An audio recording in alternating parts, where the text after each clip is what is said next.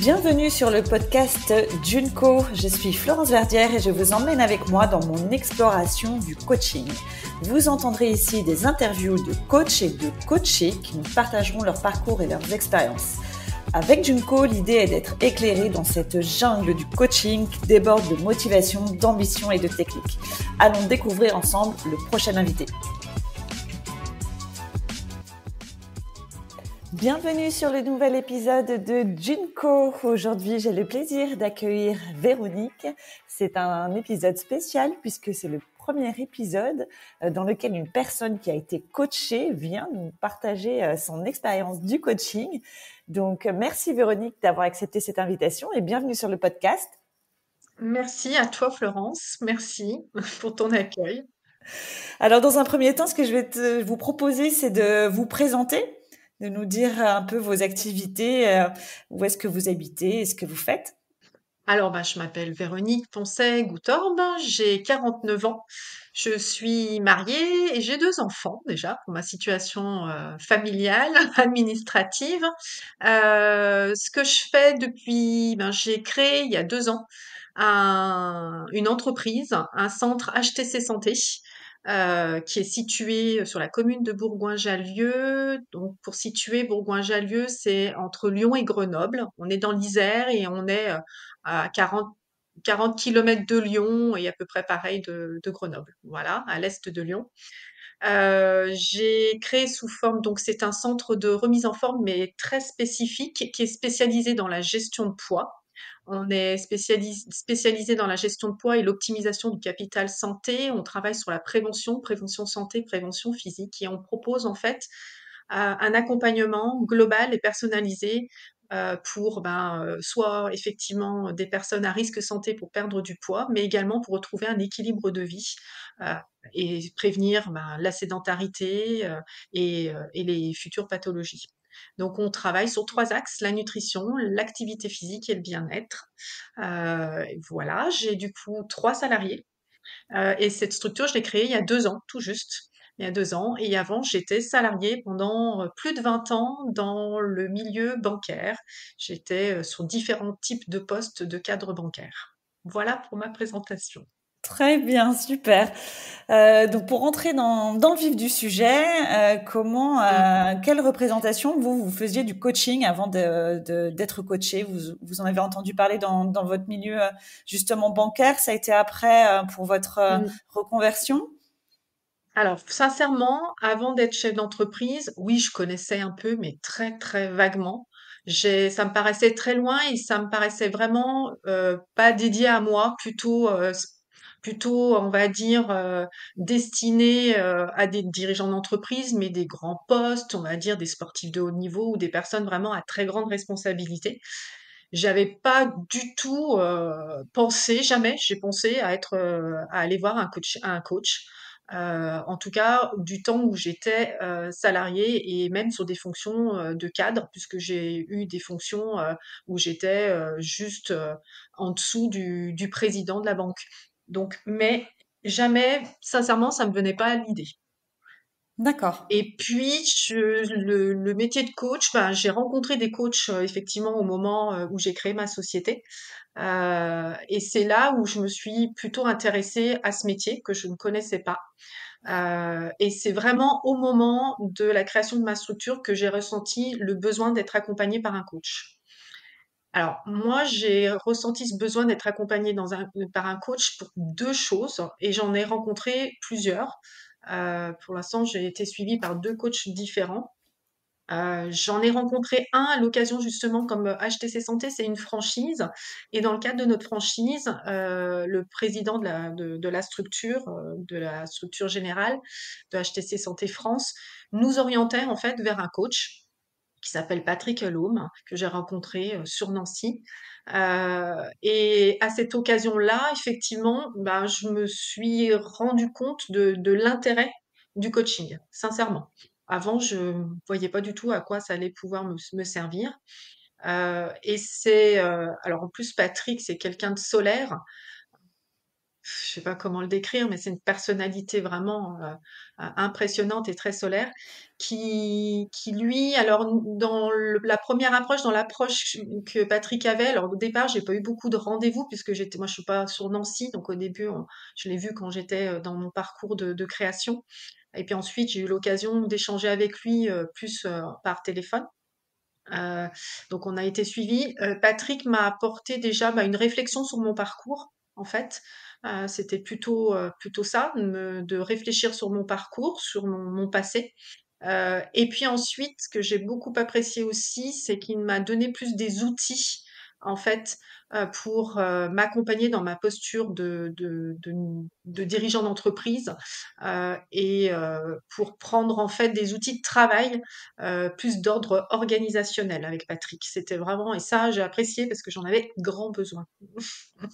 Ok. Et puis ensuite, moi j'ai eu un autre besoin, j'ai ressenti un besoin plus de travailler sur, euh, on va dire, mes émotions.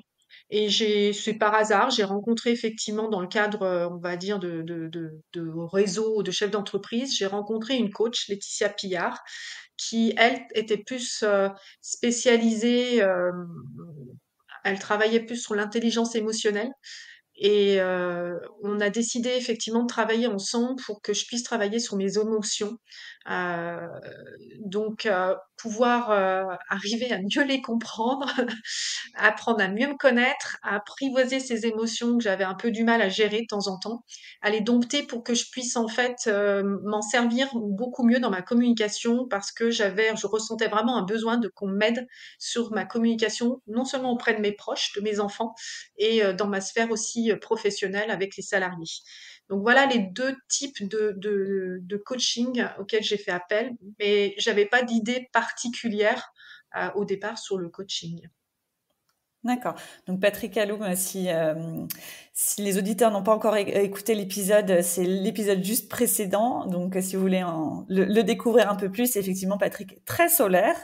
Mm. Et effectivement, ça doit être top de se faire coacher par Patrick. Oui, D'accord. je Donc confirme. d'accord. Donc Mm. une, euh, des séances de coaching d'abord finalement qui s'est présentée à vous via la franchise. Oui, Donc en fait finalement c'est pas que c'était pas un choix, mais ça s'est présenté sur votre parcours. Voilà. oui, on me l'a proposé, on me l'a pas imposé, Oui. mais j'ai trouvé ça très très bien parce que c'était le moment aussi effectivement de prendre du recul sur avant. Euh, en fait, on a tendance à rester aussi sur son passé, voilà. Et il faut être capable. Et moi, je trouve que c'est ça l'intérêt, c'est qu'il nous donne la capacité de trouver en nous les ressources nécessaires pour aller de l'avant, pour changer de posture, pour euh, pour aller au-delà de nos freins, de nos limites. Euh, Moi, j'avais aussi besoin de travailler aussi sur tout ce qui est la confiance en soi, l'estime de soi, et de on a tendance, j'ai tendance, et c'est souvent, en tout cas moi, j'avais tendance effectivement à être confrontée souvent par des pensées négatives, limitantes sur nos propres capacités. Et le but, c'est d'aller effectivement nous aider. Un coach, pour moi, c'était ça. Ça m'a permis vraiment de, c'est c'est ça que j'attends en fait vraiment du coach, c'est de nous aider, quitte quelquefois à être un peu percutant, peut-être à aller où ça fait mal, mais nous aider effectivement à trouver en nous en fait les solutions et c'est ça ce que j'attends du coach. Après, j'attends ça et j'attends aussi des outils. En fait, ce qui est intéressant dans les deux que j'ai rencontrés, c'est que j'ai eu deux méthodes différentes et des outils différents et des réponses différentes en fonction de mes besoins. D'accord. Deux angles différents, deux Mm. problématiques différentes et deux façons de pouvoir agir Ouais, dessus. mm, D'accord. tout à fait.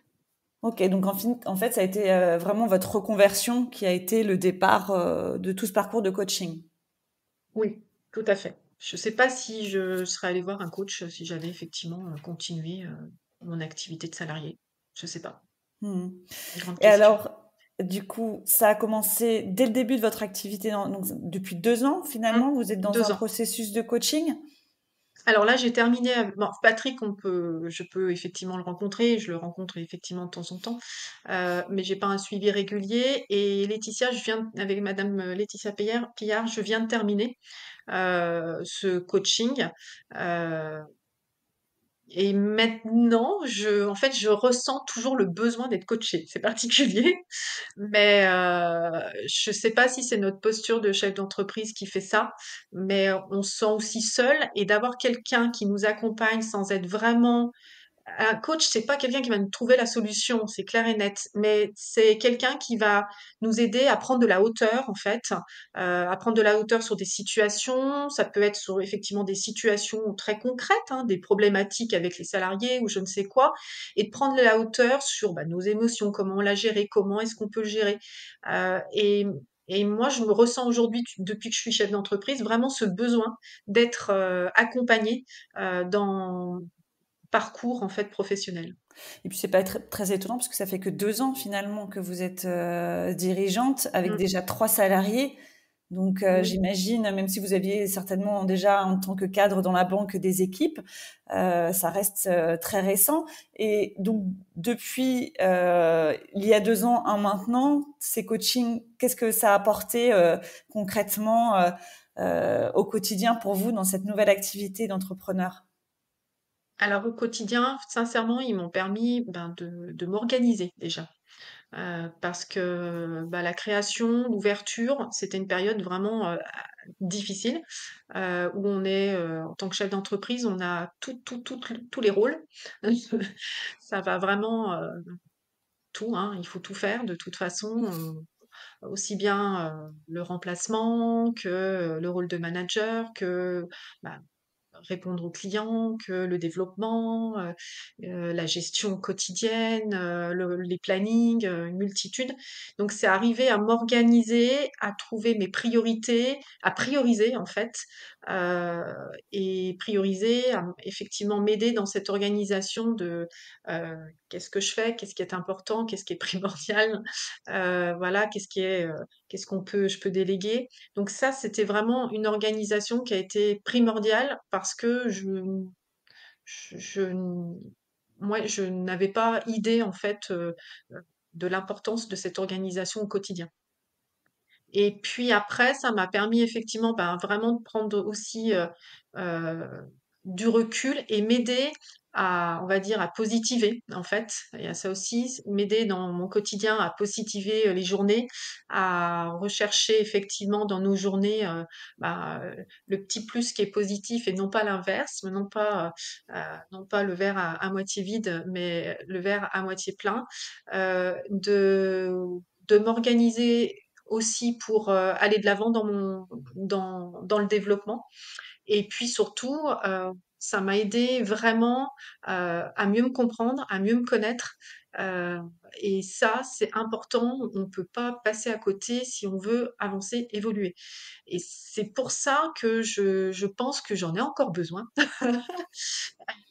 Parce que j'ai besoin en fait de ce recul régulier sur voilà d'où je viens, ce que j'ai fait, où je vais et quelles sont mes priorités. Euh, et ça, et puis aussi besoin dans les relations humaines, dans ma communication, dans alors ce qui est difficile aujourd'hui, c'est aider, du moins être toujours optimiste, parce qu'on est obligé d'être toujours optimiste en tant que chef d'entreprise, et effectivement motiver ses salariés là-dedans aussi. Donc c'est pour ça que aujourd'hui ça m'a aidé effectivement à prendre conscience d'où je viens, de ce que j'ai créé, de ce que j'ai réussi, de mes réussites, de mes succès, et puis aussi de se dire quels sont les axes d'amélioration sur certaines choses. Ok. Et donc là, si vous deviez passer une petite annonce, Véronique recherche coach, qu'est-ce qu'il y aurait dans cette petite annonce? Qu'est-ce que vous rechercheriez chez un coach Là, aujourd'hui? aujourd'hui, j'avoue que je cherche un coach. Je sais pas effectivement, je cherche plus un coach pour m'aider dans le business, en fait. Donc, plus quelqu'un qui serait spécialisé dans le développement du chiffre d'affaires, dans la posture justement du dirigeant pour que m'aider, en fait, à développer ma structure. Plus là-dessus. OK. Et au-delà de sa spécialité, est-ce que, il y a quelque chose, auquel vous êtes sensible chez un coach, qui va vous dire, «Ah là, ça peut le faire, j'ai bien envie d'y aller, ça résonne positivement en moi et j'ai vraiment envie d'aller me faire Ah, coacher par cette personne»? bah, moi, c'est beaucoup par feeling, donc Mmh. je sais pas comment le décrire, mais effectivement, il faut que ça passe, il faut qu'il y ait c'est pas forcément, en direct, en face à face, mais au moins en visio, qu'il y ait quelque chose, que j'ai un ressenti. J'ai besoin de ça pour me sentir, heu pour pouvoir me sentir libre. De toute façon, dans le coaching, je me sens jamais jugée, ça c'est sûr.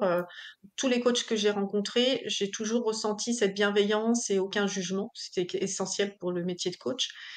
Mais il y a besoin de ce petit plus, de se dire, bah là, et ça c'est difficile à vous décrire. Je pense que c'est très personnel là-dessus, mais quelquefois, moi je le ressens beaucoup comme ça. J'ai besoin de me dire, bah là, celui-là, oui, je sens qu'effectivement, il va pouvoir m'apporter quelque chose et là, j'y vais. Mais c'est vrai que c'est très personnel, c'est difficile de savoir, c'est pas forcément, sa formation, ça va pas être forcément, ses méthodes, ça va être vraiment, une relation de confiance qui va s'instaurer, lors d'un premier rendez-vous. Mmh. Et vous avez vaguement parlé du côté personnel tout à l'heure, que ça vous avait, aussi apporté du côté personnel. Est-ce que vous pouvez nous en dire un peu plus, à ce sujet? Bah, côté personnel, j'ai 2 adolescents, pour lesquels la communication commençait à être un petit peu délicate. Et du coup, j'avais vraiment avec Laetitia Pillard, ce que je lui avais bien expliqué, ben, je sais pas, vous êtes peut-être parents, tous ceux qui sont parents comprendront, mais c'est très vite conflictuel et quand on n'a pas le temps, on part très vite dans des émotions, on va dire, de colère ou oui, ou c'est surtout ça, de colère ou d'incompréhension. Donc j'ai appris et j'ai beaucoup appris aussi avec, Patrick Lhomme, à travailler sur cette écoute active, à travailler effectivement sur l'écoute de l'autre, le besoin de l'autre, et tout en exprimant aussi mon besoin pour pouvoir effectivement trouver une solution d'entente. Donc ça, c'est vrai que ça m'a beaucoup aidée. J'ai perdu le fil de votre question du coup, mais ça m'a beaucoup Dans quelle aidée. mesure, voilà, ça vous a aidé sur le plan personnel Ouais. également? Ben, à ce niveau-là, et puis au niveau de Mmh. l'organisation, c'est une organisation aussi vie personnelle, vie professionnelle, qui est essentielle. Prendre conscience, ben, que dans notre organisation professionnelle, il faut prendre du temps pour soi, que c'est essentiel de toute façon, et on le sait. Et en plus, moi, je travaille dans ce milieu-là. On sait très bien que si on n'est pas bien soi-même, on ne pourra pas donner le meilleur aux autres. Donc effectivement, c'est aussi prendre conscience de ça et s'organiser et faire en sorte effectivement que dans le planning, dans l'emploi du temps, il y a des plages dédiées à une vie personnelle. Elles sont dédiées, elles sont réservées aussi bien aux conjoints, aux enfants, ou à soi-même, aussi, c'est important, et qu'on n'y déroge pas. Et ça, c'est vraiment Patrick Helaume et Laetitia qui m'ont appris vraiment, l'importance de cette organisation personnelle. En tant que chef d'entreprise, notre, c'est sûr que notre vie privée et notre vie professionnelle, c'est tout imbriqué. Et en fait, il faut être capable, c'est cette capacité, nous donner la capacité en nous de pouvoir s'organiser de manière à ne pas mettre de côté cette vie privée, de la maintenir et de maintenir effectivement le plus possible de temps pour soi pour pouvoir effectivement ensuite être bien. Et on le sait, de toute façon, c'est tout lié. Si on est bien dans sa vie perso, on sera bien effectivement également au niveau professionnel.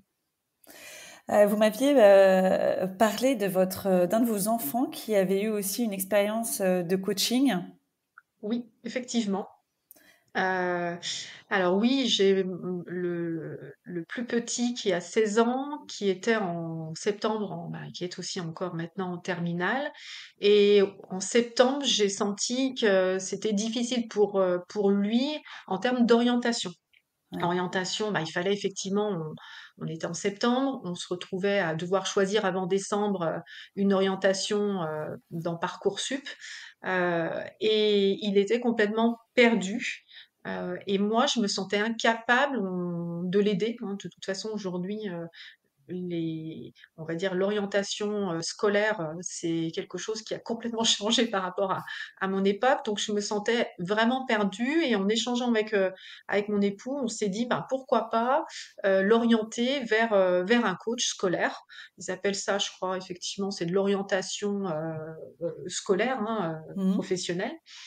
Et j'ai échangé du coup avec les coachs que je connaissais et on m'a orientée effectivement vers une coach euh, qui était spécialisée dans justement l'orientation pour les jeunes, avec une très belle expérience effectivement de tous les métiers.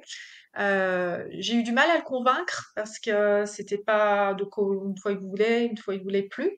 Et puis finalement il s'est lancé et ça a été une expérience très très enrichissante, non seulement pour lui mais pour nous. On a vu une évolution et c'est vrai que pour les jeunes c'est flagrant, une évolution.